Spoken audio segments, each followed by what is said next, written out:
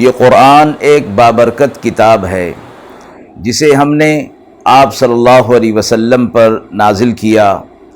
تاکہ لوگ اس پہ غور اور فکر کریں اور تاکہ اہل فہم اس سے نصیحت حاصل کریں۔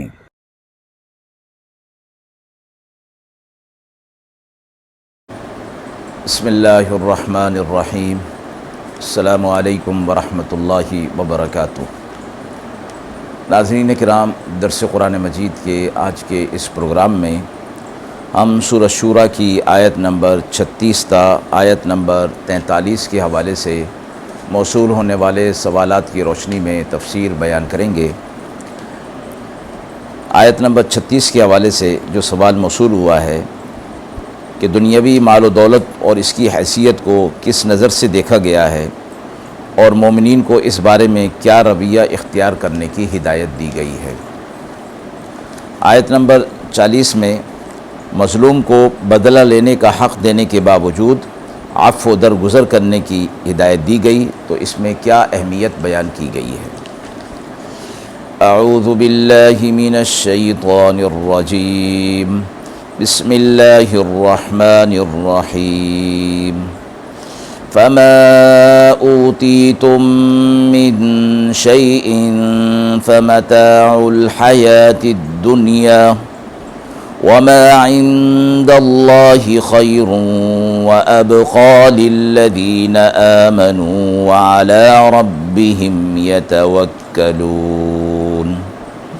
والذین یجتنبون کبائر الإثم والفواحش وإذا ما غضبوا هم يغفرون والذين استجابوا لربهم وأقاموا الصلاة وأمرهم شورى بينهم ومما رزقناهم ينفقون والذين إذا أصابهم البغي هم ينتصرون وجزاء سيئة سيئة مثلها فمن عفا وأصلح فأجره على الله إنه لا يحب الظالمين ولمن انتصر بعد ظلمه فأولئك ما عليهم من سبيل إنما السبيل على الذين يظلمون الناس ويبغون في الأرض بغير الحق أولئك لهم عذاب أليم وَلَمَنْ صَبَرَ وَغَفَرَ إِنَّ ذَلِكَ لَمِنْ عَزْمِ الْأُمُورِ۔ آیات مبارکہ کا ترجمہ ملاحظہ فرمائیں۔ جو کچھ ملا ہے تمہیں وہ برت لینا ہے دنیا کی زندگی میں، اور جو کچھ اللہ کے یہاں ہے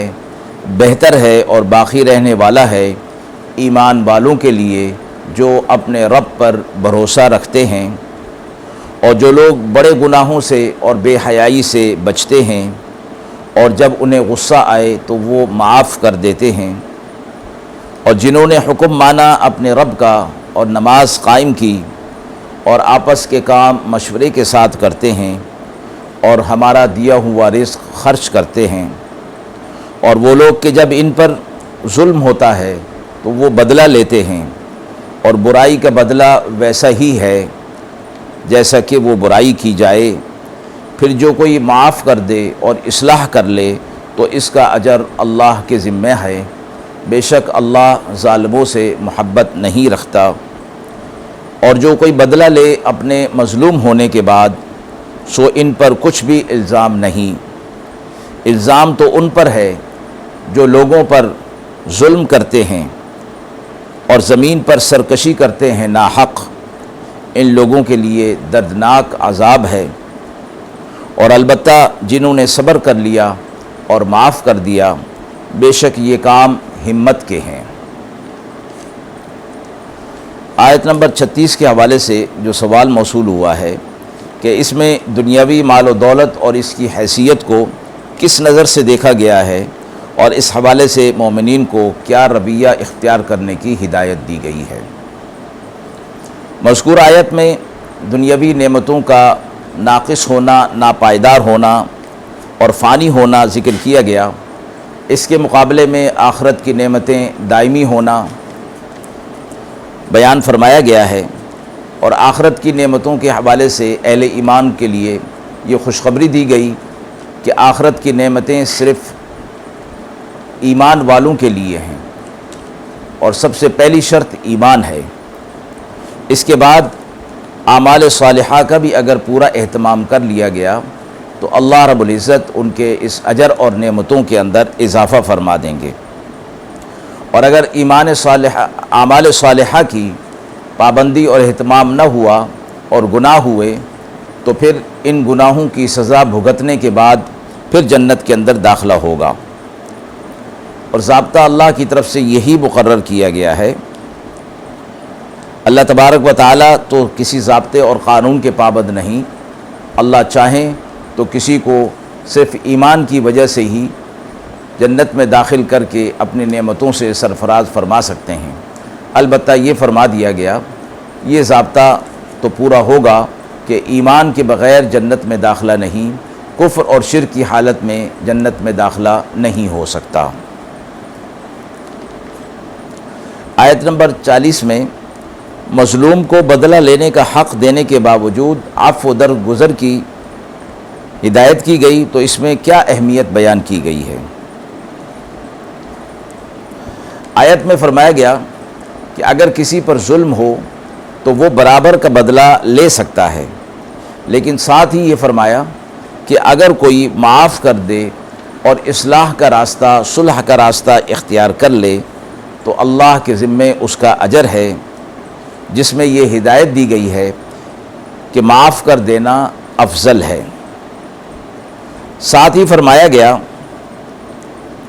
کہ اگر خطرہ ہو کہ معاف کر دینے سے فاسق اور فاجر کی جرت بڑھ جائے گی اور نیک لوگوں کو وہ ستائے گا، وہاں انتقام لینا بہتر ہوگا، اور معافی کا افضل ہونا اس صورت میں بہتر ہوگا کہ جب ظلم کرنے والا اپنے ظلم پر، اپنے فعل پر نادم ہو اور ظلم پر اس کی جرت بڑھ جانے کا خطرہ نہ ہو۔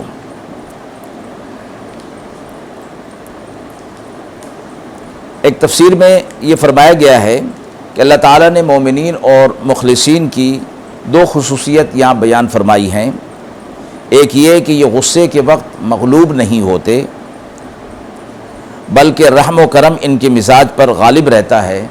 اور معاف کرنے کا داعیہ ان کے اندر ہوتا ہے۔ اور دوسری صفت میں یہ بتایا گیا کہ اگر کبھی ظلم کا بدلہ لینا بھی پڑ جائے تو وہ اس میں حق سے تجاوز نہیں کرتے، اگرچہ معاف کر دینا ان کے لیے افضل ہوتا ہے۔ ناظرین کرام، ہم امید کرتے ہیں کہ مذکورہ سوالات کی روشنی میں جو تفسیر بیان کی گئی وہ آپ کے لیے قابل اطمینان ہوگی۔ اس حوالے سے آپ کے بھی کوئی سوالات ہوں تو ضرور کمنٹ باکس میں دیجئے، انشاءاللہ ان کے جوابات دینے کی پوری کوشش کی جائے گی۔ وآخر دعوانا ان الحمد للہ رب العالمین۔